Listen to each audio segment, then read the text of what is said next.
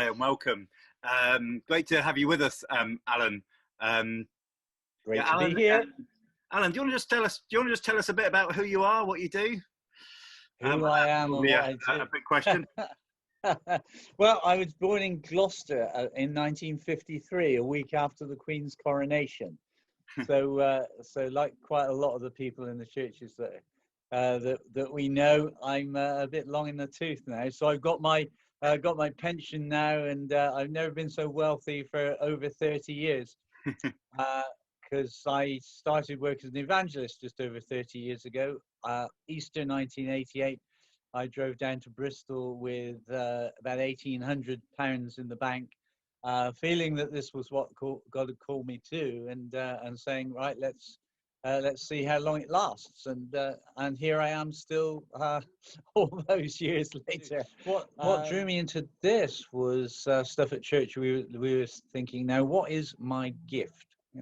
And I was forgetting the fact that I was a teacher and weren't scratching my head. What is my gift? And we were dishing out some leaflets, inviting people for Christmas and Easter and things like that. And I said, no, let's not just stuff through the doors. Let's knock on the doors, hand them a leaflet, and invite them personally to come to the service. So that's what we did. But what I found was I was just chatting away like nobody's business to these people about life, the universe, and everything, and faith and everything. And suddenly I've had that light bulb moment. Perhaps this is my gift. And I had the opportunity of joining Corky Davey down in South Bristol for the mission to South Bristol in ~86. And you might not know who Corky Davey is. Do you want to just briefly give it? You'll have to do an interview with Corky, and then everybody will know who Corky is. He has a rather nice E-type Jag, which he bought with some money that he earned from doing commercials for Radio Luxembourg, which kind of dates him. And he got a job with the BBC because he could speak without an accent, you see.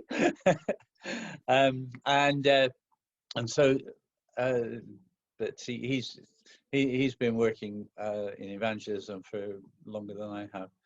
He's retired now, and that. But yeah, one seen, never forgotten. Like quite a few of us, actually. And so I got involved.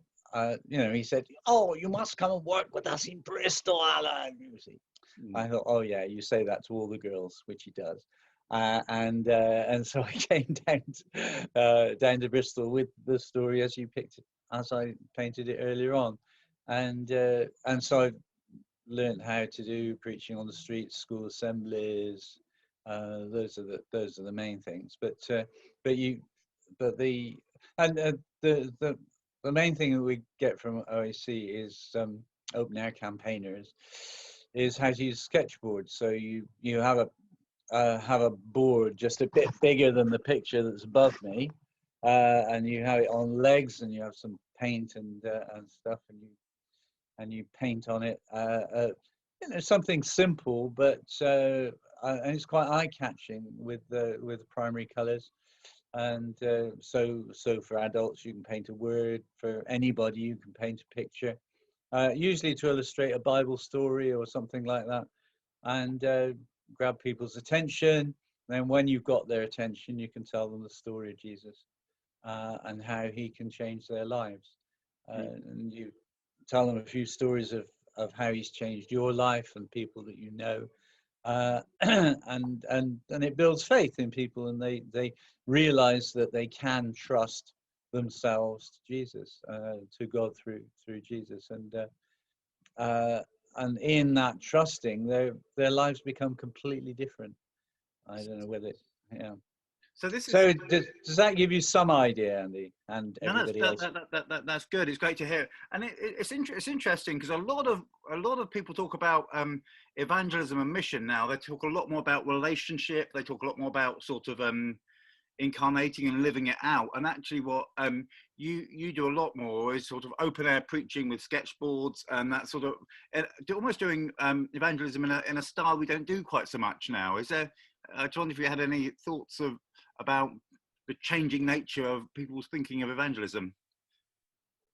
I think it's mainly about. I think it's mainly about accessibility and what people feel reasonably comfortable with.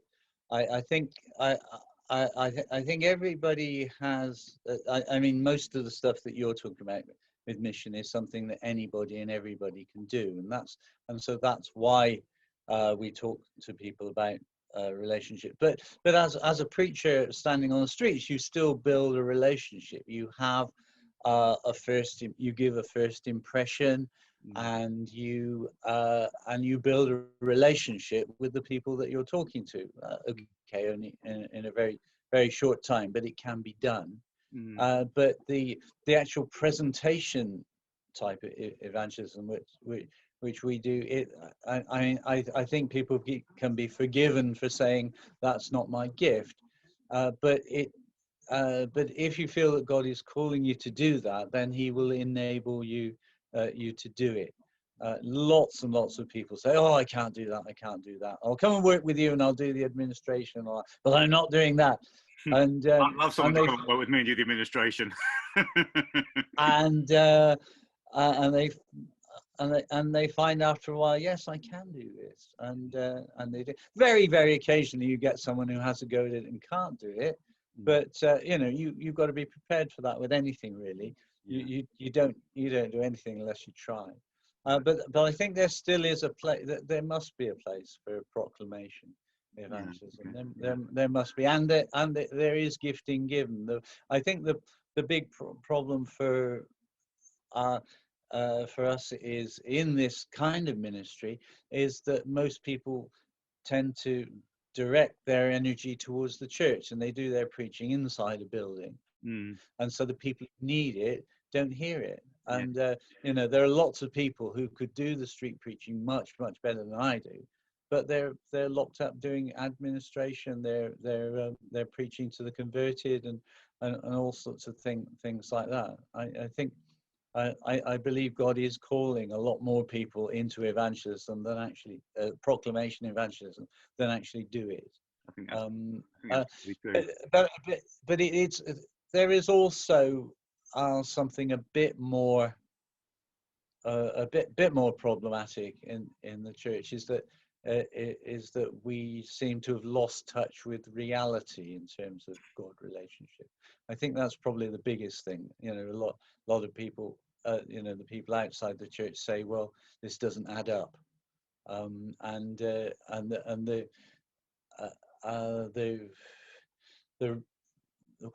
church has survived for 2 or 3 generations on the previous generation's faith, or saying the right words but not having the reality of the experience. And I think there's a need for people to share what's real in their lives, and to get real with God again, and to be looking to Him for the fresh experience of Him. And usually it only comes when you step out in faith. So people who who respond to a call to get involved in evangelism and work with people who are evangelists, trying the proclamation evangelism and such like, or getting out there and doing it, begin to learn the reality of their own faith. Because when you're sharing when you're trying to teach someone something, you learn the thing yourself, and it's only when you try to teach it to somebody else that you begin to really firm up your own faith. So I'd encourage anybody and everybody who is a Christian to get alongside someone who's working out in the streets, doing proclamation, to go and give it a go, to develop your own faith as well as to share it with other people, because it works hand in hand. It's a sort of building block, a step-by-step kind of thing, and you can't do the sudden leaps.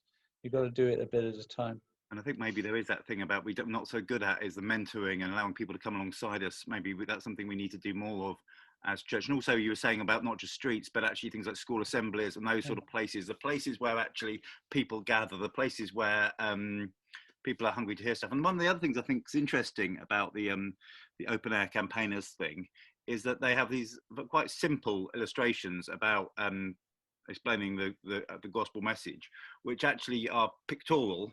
And actually, it's interesting. I've had a couple of conversations where people have said, "Oh, someone came into my school," and they'll tell you more or less a picture that got painted, and that somehow the visual image has stayed with them. And you think, well, if, in one sense, giving somebody a framework, a visual framework to work with, is actually really helpful. And like I say, kids can't. Sometimes someone who does assemblies regularly, you think actually kids.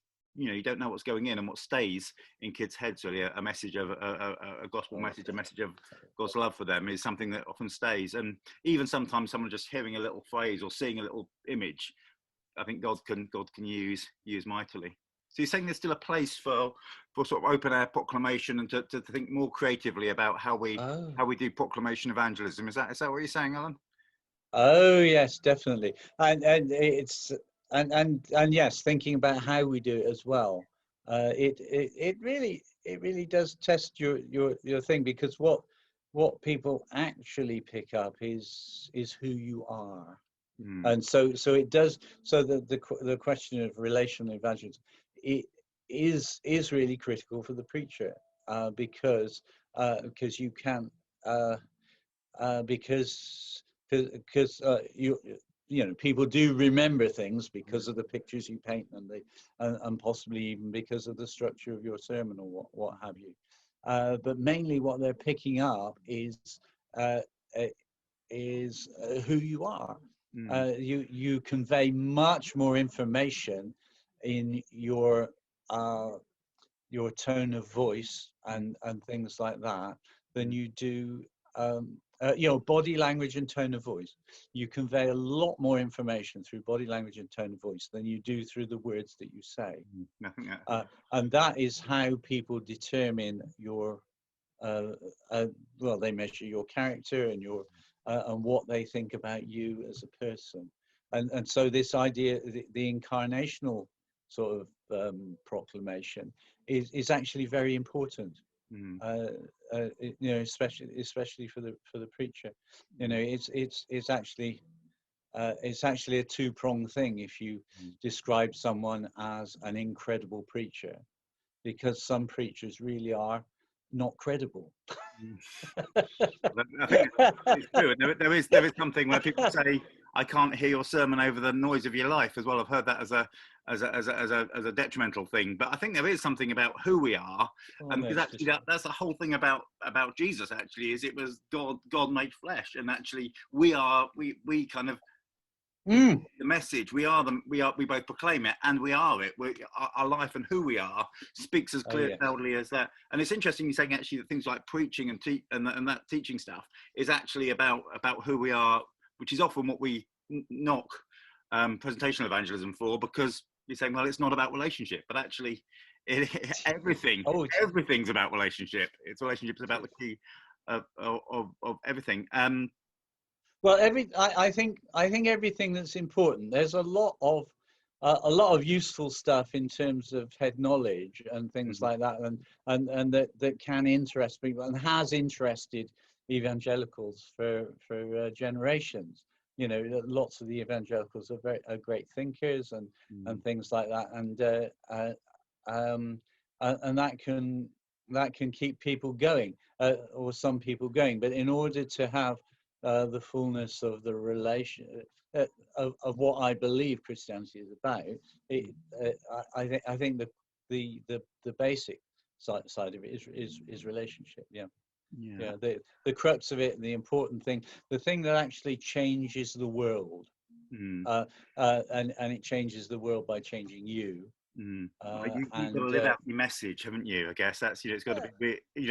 I used to joke about saying we've got to be smoking what we're selling, which is probably an unfortunate illustration, but it's true. That whole thing. You wouldn't trust a skinny chef. Quite. One of the other things I think is quite interesting when you said about learning what you believe by teaching it to somebody else. That's very much what Jesus taught his disciples.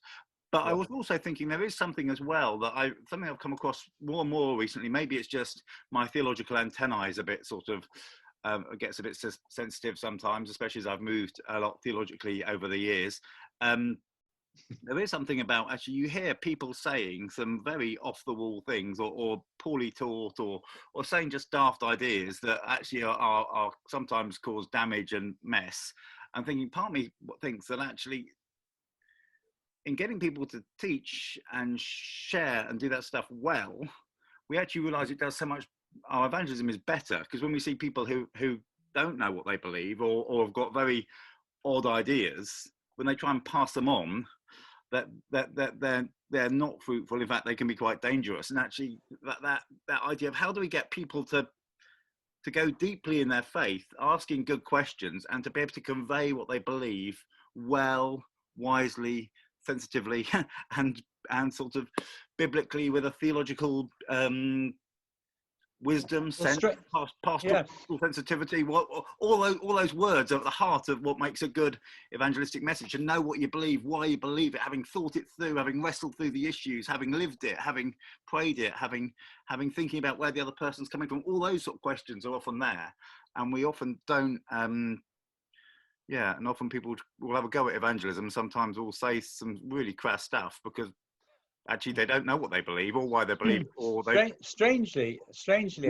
regurgitate a sermon they've only half remembered and do it badly. Strangely, actually saying something that's wrong is actually going to be part of the solution to that, because you say something which challenges people to think through what they believe. And you've got to allow people to think things through and find out why it's wrong, and what the right thing is. So I think one of the dangers with a lot of teaching is that you believe what your pastor tells you, sort of thing. Because he says so. What you need to do with all of the stuff that you hear is to evaluate it and see whether it fits in with what the scripture says. And it has to fit in to some extent with your experience as well. Because despite the protestations of people who say that their theology is Bible based, it is based on our experience. Most of us believe is what we've been taught. It's what somebody else has experienced and passed on to us. You and I don't understand Greek perfectly. And we have to rely upon what other people say. We don't understand. We don't know everything about archaeology and all the rest of it. And so there's an element in which we're trusting what people say. But we've got to, one of the big things is actually acknowledging the fact that we're standing on the shoulders of others, and saying, well, it's possible that they've got that wrong, but I believe what I believe because of, and the willingness to discuss this in an open way with other people, willing to. I think one of the big things with proclamation is keeping, and with our interactions generally, is keeping the discussion open. In other words, not taking an entrenched position. So in order to move somebody else from their position, you've actually got to get out of your trench and say, look, I am willing to be convinced otherwise from what I believe, if you can provide me with the appropriate evidence, and say, look, I'm listening. I think and if you're in an open situation like that, there's a much better chance that the person that you're interacting with will also be prepared to take an open position and be willing to, and so those are the people that you want to dialogue with. So we'll talk with someone, and after a while you might find that even if you're in an open position, they're not. And you have to give them something to think about, and then leave it at that, because they're not going to move. during that conversation. Yes, be gracious about it. Gracious, wise, open, and also I think we're not very good as Christians. Maybe is to teach people to ask questions and to think and to wrestle and to say it's okay to ask questions. Actually, to have thoughts and doubt and to read stuff and to think and to wrestle and ask if this is right is okay. I'd rather have people who are really trying to seek after truth and go deeper with God than a kind of than a congregation of like what I call nodding dogs. Do you mean you want to? Yeah, that's right. Yeah. Brilliant. Alan, have you got anything as you've been doing evangelism for about 30 odd years? Have you got any sort of real key verses that have inspired and helped you? Any sort of key things you'd say to anyone as like a passing shot that you'd say to your younger self? I think the probably the motto that works well is of Pip and Jay's in Bristol for many years, was seek first the kingdom of heaven, and all the other things will be added unto you. So most of the stuff that we're aiming for in church, possibly in our lives as well, doesn't come unless you put that first. Because if it doesn't come first, it doesn't come anywhere. No, that's true. So it's a bit like making a first impression. You never get a second chance to make a first impression. Yeah. And the same with your priorities. If you don't put the first thing first, then everything else goes pear-shaped. Yeah. So it's put God first and then allow everything else to take its place. And it will. And I think that's been the key to the success of that church, and what I discovered thinking through is that what happened when people came there is that they had a life-changing experience of God. And I think evangelists and Christians generally, I think we want to bring people into a life-changing experience of God. And that's often not won by attacking the mind. Often it's a bigger encounter that we can't actually do. It's trusting that God will bring the encounter. We can just be a captive for it. Yeah. Oh yes, yeah. It's a heart thing. I mean, in discussions, you've got to talk about the mind because it gives you about what you think about things, because it gives you something solid to base your life upon. Your faith is based upon reason. It's not. It's reasonable. It's got to be reasonable. Otherwise, it's mad. It's reasonable. It's not provable. God. You can't put God in a test tube. But it is reasonable. The musings and discussions that C.S. Lewis had with the writer guy who wrote The Lord of the Rings, Tolkien, and all that lot. They used to sit in the pub and smoke and drink and discuss all these things. I think it sounds really bad, doesn't it? What an awful example to the youth of today. But they actually thrashed it through, like you said. C.S. Lewis rebelled against it for a long time, but thinking it through, it was the end of a thought process. Obviously his heart was involved as eventually as well, but mainly he was a thinker. And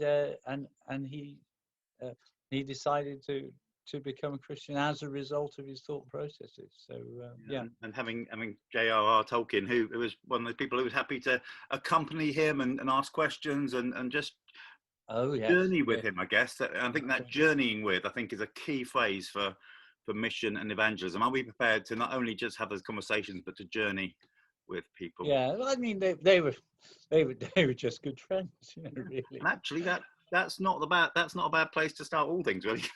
By being mates, by being friends with people. Thank you so much. Best friends, you want to give the best that you've got, and his relationship with God was the best thing that he had, and he shared it. Fantastic. Thank you so much, Alan. Bless you. Right, and you, Andy, thank you so much.